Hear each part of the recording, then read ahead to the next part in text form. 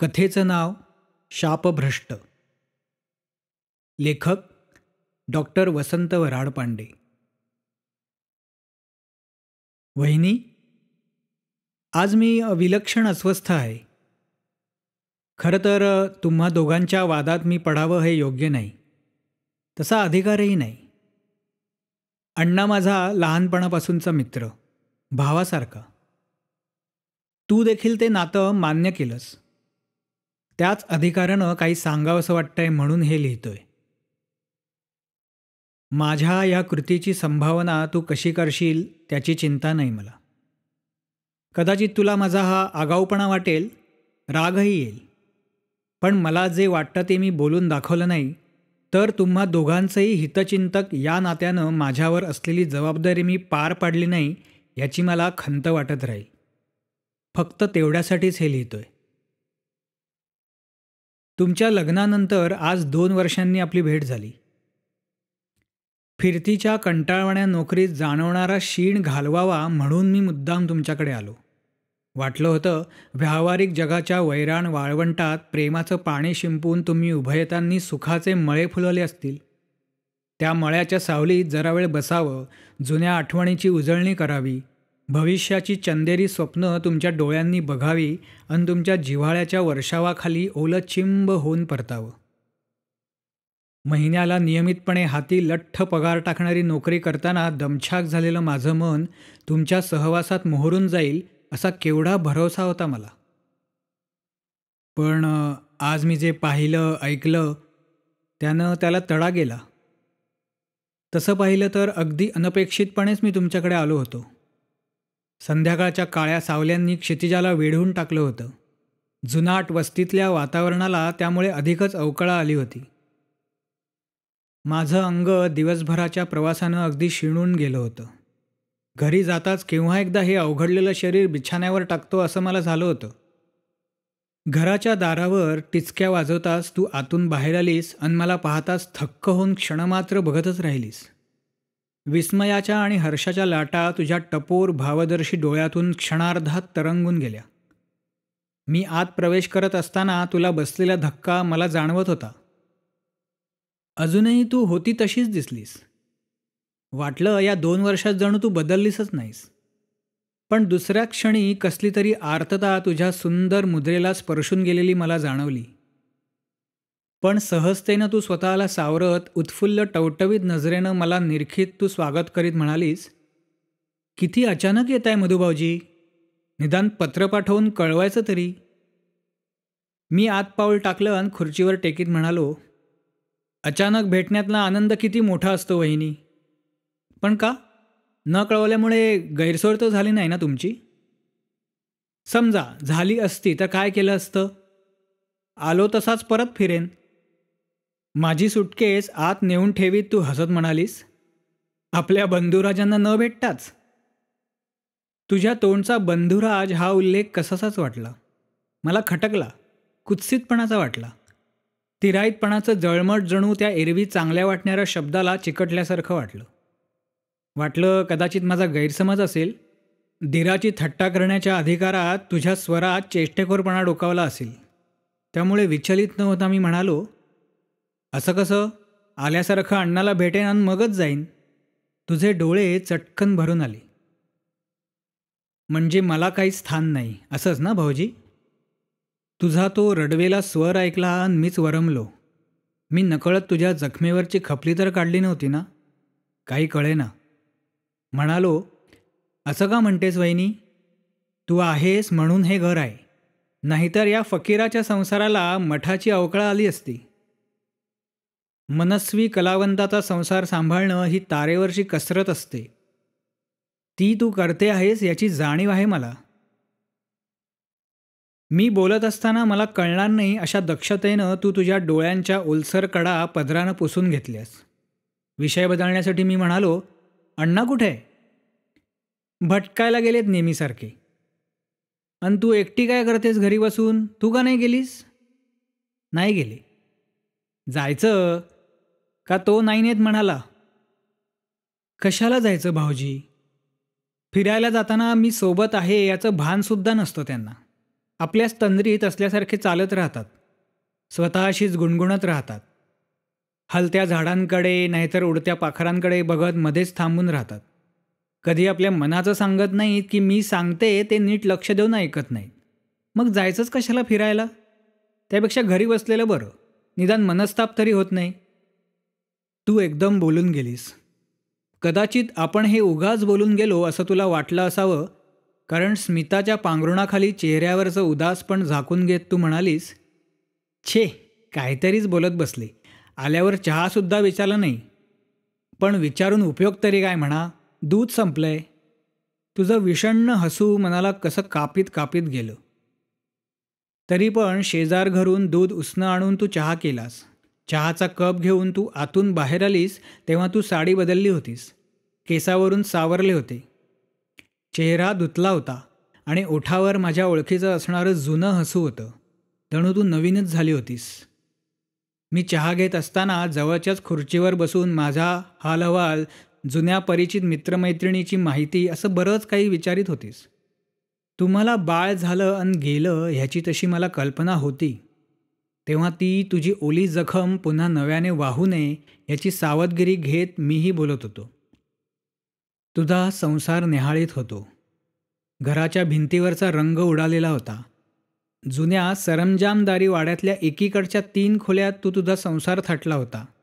अण्णाच्या मर्यादित उत्पन्नात इच्छा असूनही आहे त्याहून चांगल्या जागेत आपलं घरकुल सजविता न आल्यानं तुझी किती कुचंबणा होत असेल. जुनाट वस्तीतल्या या घरात आपलं कलासक्त मन कोंडून ठेवणं किती कठीण जात असेल ह्याची कल्पना मी करीत होतो. तशाही परिस्थितीत तू तुझ्यातली रसिकता करपू दिली नव्हतीस हे पाहून आनंदीही होत होतो. टेबल क्लॉथ, चेअरबॅग्सवरचं तू केलेलं भरतकाम, भिंतीवर तूच कधी काळी काढलेलं सुंदर रंगचित्र, फुलदाणीतील गुलबक्षीची रंगीबेरंगी फुलं, मला ते सारं पाहून बरं वाटत होतं. अण्णासारख्या एका दरिद्री कलावंताचा संसार सजविण्याच्या धडपडीत स्वतःतील रसिकतेचा अंकुर जोपासण्याचं मला कौतुक वाटलं. एवढ्यात अण्णा आला, काहीतरी गुणगुणत, आपल्यातच हरवल्यासारखा. मुद्रा विलक्षण उजळलेली, जणू काहीतरी घबाड गवसलंय. त्याची भावसमाधी मोडावी असं मला वाटेना. तो येताच मी खुर्चीतून उठून उभा राहिलो. पण बोलून त्याची तंद्री मोडली नाही. त्याचे डोळे जवळजवळ मिटले होते. ओठ अत्यंत मधुर असे स्वर गुणगुणत होते. अण्णाचं ते रूप मला अत्यंत वेधक वाटलं. पण तुला बहुधा ते दृश्य आवडलं नाही. तू किंचित कठोर स्वरात म्हणालीस, अहो म्हटलं तानसेन, इतकं देहभान विसरणं बरं नाही. निदान घरी आलेल्या पाहुण्यांकडे तरी लक्ष द्या. अण्णानं दचकून डोळे उघडले. समोर पाहिलं. प्रथम त्याला काही कळेनाच, पण अनपेक्षित असा मी समोर उभा दिसताच अत्यानंदानं तो एकदम ओरडला, मध्या! आणि मला आपल्या बाहुपाशात त्यानं करकचून आवळून घेतलं. तू ते पाहून कुत्सितपणे हसलीस आणि घरात निघून गेलीस. मैत्रीचा आवेग ओसरल्यावर अण्णा म्हणाला, मध्या लेका, 2 वर्ष होत आहेत, भेट नाही. मी किती उत्कंठेनं तुझी वाट बघतोय तुला कल्पना नाही. माझी वाट कशासाठी? भल्या माणसा, या काळात इतक्या सुंदर सुंदर चाली बांधल्या आहेत, मी ऐकशील तर खुश होऊन जाशील. अंतःकरणात सुरांचा समुद्र उचंबळून आला की त्या लाटा कंठाजवळ अडवून ठेवणं कसं कठीण असतं ते तुला कळायचं नाही. त्या लाटा बाहेर यायला धडपडतायत कधीपासून. तुला म्हणून 3-4 पत्रं पाठवली, पण तुझा पत्ताच नाही. का म्हटलं तूही रागावलास. तूही या शब्दानं मी दचकलो. तूही म्हणजे माझ्याखेरीज आणखीन कोणी रागावलं आहे का? दुसरं कोण? तुझी वहिनी. माझ्या सुरावर जीवापाड प्रेम करणारे तुम्हीच दोघेजणं. पण तिला आता वीट आला या सुरांचा.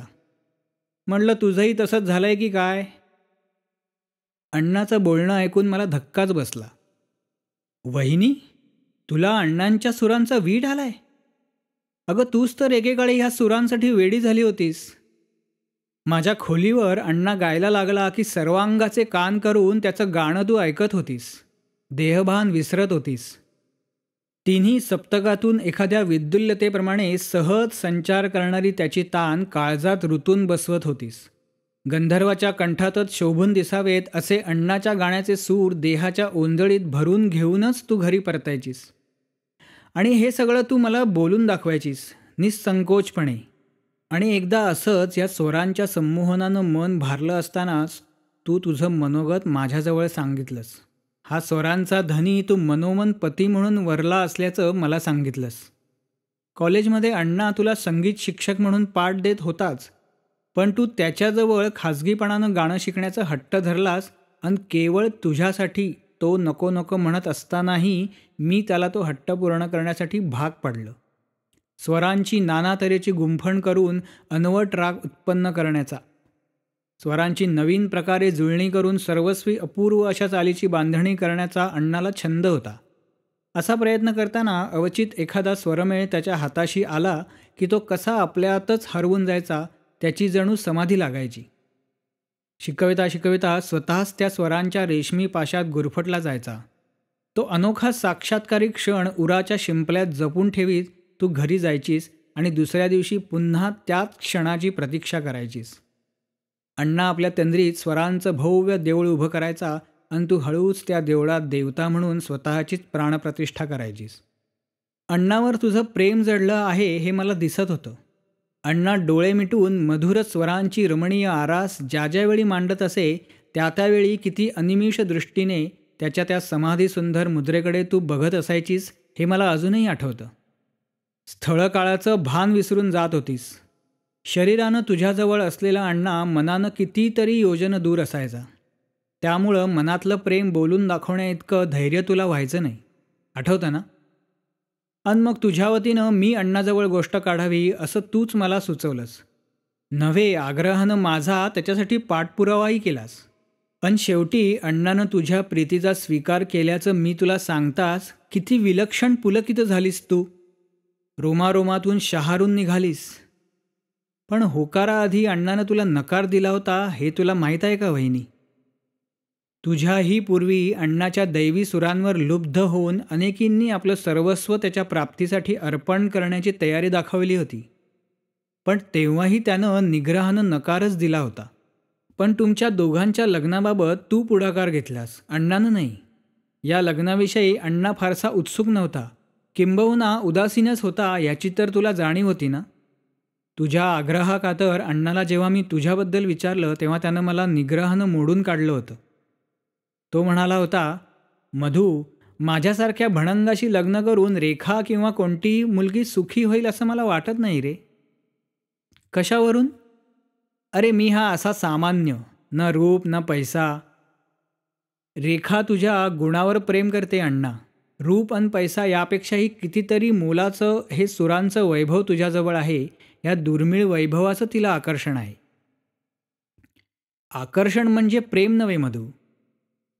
तू शब्दच्छल करतो आहेस अण्णा. रेखाचं प्रेम आहे तुझ्यावर. तुझ्याजवळ आपलं मन उघड करण्याचं धैर्य तिच्याजवळ नाही म्हणून ती स्वतः बोलली नाही इतकंच. याबाबत स्त्रीमन संकोच करतं. पण तिनं आपलं सारं हृदगत माझ्याजवळ उघडं केलं आहे. तुझ्या वाचून तिला दुसरा विचार राहिलेला नाही, दुसरं अस्तित्व राहिलेलं नाही. अण्णा विचारमग्न झाला होता. क्षणभर तो काहीच बोलला नाही, नुसता बसून होता. मग म्हणाला, तसं असेल तर ते दुर्दैवच म्हणावं लागेल. कुणाचं? तुझं? रेखाचं? कारण? कारण उघड आहे मधू. संसाराची मैफल रंगवायला केवळ स्वरांची आरास पुरेशी होणार नाही, त्याला भरपूर पैसा हवा असतो. हौसमौज करण्यासाठी तशी मनोवृत्ती हवी असते. त्या बाबतीत मी दुबळा आहे मधू. संगीत शिक्षकाच्या माझ्या व्यवसायात माझ्यापुरतं ओलंकोरडं मी मिळवू शकेन, पण त्या घासानं रेखाचं पोट भरेल असं मला वाटत नाही. संसार हे माझं क्षेत्र नव्हे रे मधू. तू रेखाला हे पटवून दे. अन तिला ते पटलं नाही तर मग मी तयार आहे असं तिला कळव. रेखासारखी सुंदर आणि रसिक युवती माझ्या आयुष्यात गृहिणी म्हणून येणार असेल तर ते माझं भाग्यच नाही का. पण हे लग्न तिला सुखाचं होईल असं मला वाटत नाही. अण्णाचं हे भाकीत खरं ठरतंय का असं मला वाटायला लागलं. अण्णाचा निर्णय ऐकून तू किती सुखावलीस, आनंदानं उन्मळून रडलीस. माझं अण्णाशी झालेलं सारं बोलणं ऐकून तू म्हणालीस, मधुभैया त्यांना सांगा रेखा इतर मुलींसारखी नाही. अलौकिक प्रतिभेचं देणं लाभलेल्या माझ्या प्रियकराला मी जीवाच्या करारानं सांभाळीन. वैभवाचं अन संपत्तीचं मला आकर्षण नाही. त्यांच्या साधनेच्या आड मी येणार नाही. उलट ती निर्वेदपणे पार पाडावी म्हणून मी प्राणपणानं झटेन. हे तुझं तेव्हाचं आश्वासन. तुला त्याचा विसर पडला वहिनी? त्यावेळी वेड लावणाऱ्या त्या दैवी सुरांचा तुला आज वीट आला? जेवणानंतर आपण बोलत बसलो. किती दिवसानंतर आपण असे एकत्र आलो होतो. अण्णाला साक्ष ठेवून तू बोलत होतीस. इतके दिवस मनात कोंडून धरलेलं सारं माझ्याजवळ बोलून दाखवित होतीस. तुझ्या बरोबरीच्या इतर मैत्रिणींच्या सजलेल्या संसाराशी तू स्वतःच्या संसाराची तुलना करीत होतीस. तुला अधिक चांगलंसं घर हवं होतं. या घराच्या जुनाटपणामुळे तुझ्या उत्साहावर अनेकदा पाणी पडत होतं. संसार सजवण्याची इच्छा असूनही ती आर्थिक कारणास्तव पूर्ण होऊ शकत नव्हती. त्याहीपेक्षा तुला मनस्ताप देणारी गोष्ट म्हणजे दिवसभर नोकरीनिमित्त बाहेर राहणारा अण्णा घरी आल्यावर तुझ्याशी फारसा हसत बोलत नव्हता, गप्पा गोष्टी करीत नव्हता, आपली आवडनिवड सांगत नव्हता, कौतुकाने कधी काही गोडधोड केलं तर त्याचं तोंड भरून कौतुक करीत नव्हता, आपल्यातच हरवून बसल्यासारखा वागत होता, स्वतःहून कधी फिरायला नेत नव्हता, कधी नेलंच फिरायला तर शेजारी असून नसल्यासारखा. मोगरा बहरून यायचा, संपूनही जायचा, पण तुला अतिशय आवडणारी मोगऱ्याच्या फुलांची दळदार वेणी स्वतःहून कधी आणत नव्हता. आणि अगदी निकट असण्याच्या क्षणीही शतावधी योजनं दूर असल्यासारखा वागत होता. जीवनाच्या वसंत ऋतूतही तुझ्या अपेक्षेइतका बहरत नव्हता, फुलत नव्हता. एक स्त्री म्हणून तुझ्या या अपेक्षा अनाठाई नव्हत्या, अगदी स्वाभाविकच होत्या. आणि त्या अपेक्षा पूर्ण न झाल्यानं तुला दुःख होणंही स्वाभाविक होतं. इतके दिवस अंतःकरणात साचलेलं दुःख मोकळेपणानं बोलून दाखवण्याची संधी तुला मिळाली होती. तू बोलत होतीस आणि तुला जणू भडभडून येत होतं. त्यात तुझी काहीच चूक नव्हती.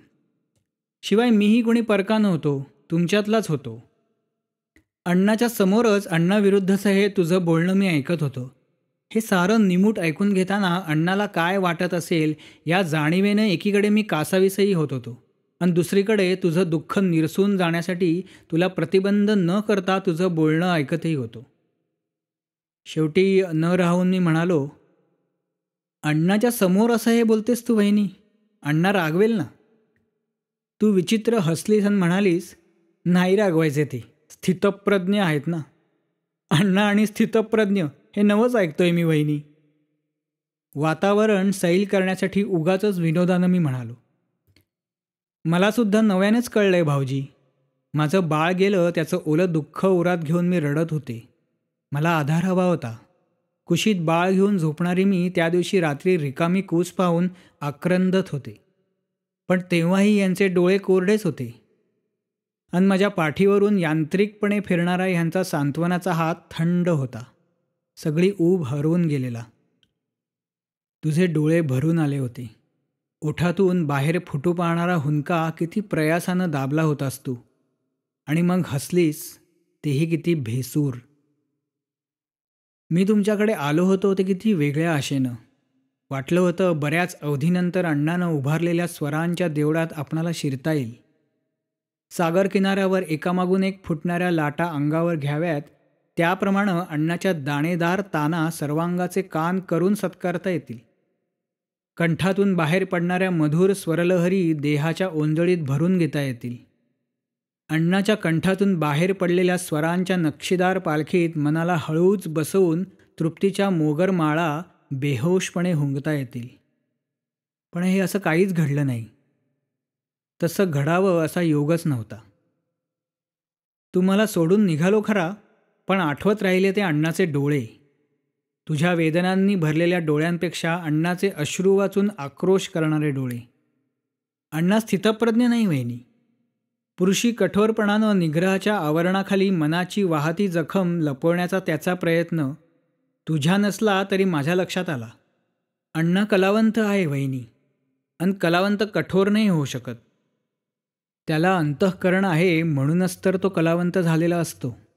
आपल्यासारख्या सामान्य जनासारखे कलावंताचे पाय मातीतच रुतलेले असतात व त्यामुळे त्याची वाटचालही आपल्याच वाटचालीसारखी व्हावी अशी आपली अपेक्षा असते. परंतु पायाप्रमाणे आपली नजर मातीत गुंतलेली असते आणि कलावंत मात्र नक्षत्रखचित आभाळाकडे बघत असतो, गहन निळाईचा वेध घेत. तो लौकिक जगात वावरताना दिसत असला तरी त्याचं नातं असतं ते अलौकिकाशी. आणि म्हणूनच देहानं धर्तीवर वाटचाल करणारा तो मनानं कल्पनारम्य स्वर्गलोकी विहार करीत असतो. या एरवी नश्वर असलेल्या धरित्रीला स्वर्गसुंदर करण्यासाठी आपला जीव पाखडणारे हे स्वर्गलोकीचे शापभ्रष्ट गंधर्व आपल्या पूर्वपुण्याईने इथे अवतरलेले असतात. या शापभ्रष्ट पुण्यवंताला स्वर्गलोकीचे हे इशारे कधी खुणावतील हे कोणालाच सांगता येत नाही. त्यांचं त्यांनाही ते कळत नाही. तुझ्याबरोबर फिरायला जाताना अण्णा एकाएकी मूक होतो तेव्हा तेच स्वर्गीचे इशारे त्याला खुणावीत असतात. तुझ्या सहवासातल्या एकांतातील अत्युत्कट क्षणीही त्याला ते इशारे जाणवतात आणि त्याच क्षणी तो मनानं तुझ्यापासून शतयोजन दूर निघून गेलेला असतो. पुत्रशोकाच्या आवर्तात घेरलेलं मनही त्या इशाऱ्यासरशी मग क्षणार्धात मुक्त होतं आणि शोकाची जीवघेणी बोच देखील बोथट होऊन जाते. हे असं होण्याचं दैवी भाग्य फार थोड्या भाग्यवंतांच्या वाट्याला येतं वहिनी. शरीरपाशातून मन मुक्त करता येण्याचं योग्यांनाच लाभणारं हे दुर्लभ वरदान केवळ अण्णासारख्या श्रेष्ठ कलावंतांनाच लाभतं. हा मधुर शाप मस्तकावर मिरवीत जीवनाची वाटचाल करणाऱ्या अण्णाचं अलौकिकाकडे धाव घेणारं मन तू लौकिकाशी जखडून ठेवण्याचा प्रयत्न करतेस आणि त्यात यश येत नाही म्हणून तूच दुःखी होतेस. अण्णा तुला म्हणूनच नकार देत होता, तुझ्याच सुखासाठी, निदान भावी दुःखांपासून तुझी मुक्तता व्हावी यासाठी. पण तुला तेव्हा ते कळलं नाही. तुलाच काय, मलासुद्धा कळू शकलं नाही. पण आज कळतंय. अन हेही कळतंय की कोसळू पाहणारं आभाळ आता तुलाच सावरून धरायचं आहे. अण्णासोबत संसार करायचा म्हणजे त्याच्या अशा स्वभावाशी जुळवून घ्यायचं आहे. कारण तू स्वतंत्र आहेस, अण्णासारखी तू परतंत्र नाहीस. आकाशाच्या दिशेने अविरत धाव घेणारं मन पार्थिव कायेच्या कोशात अडकवून ठेवणं अण्णाला जमणार नाही. तुझ्यासाठी कदाचित तो तसं करू पाहिलंही, परंतु त्यासाठी त्याला स्वतःच्या आकाशगामी मनाची कबर बांधण्यावाचून गत्यंतर राहणार नाही. अण्णाला खऱ्या अर्थी जगवायचा असेल तर त्याला निरभ्र आकाशात भरारी घेणाऱ्या त्याच्या मनाला तू जमिनीवर ओढायचा प्रयत्न करू नकोस वहिनी. तर त्याच्या मनाचा दोर धरून तूही आकाशगामी होण्याचा प्रयत्न कर. या शापभ्रष्ट गंधर्वाची खऱ्या अर्थानं सहधर्मचारिणी व्हायचं असेल तर हा एकच मार्ग आहे. बस एवढंच मला सांगायचं होतं वहिनी.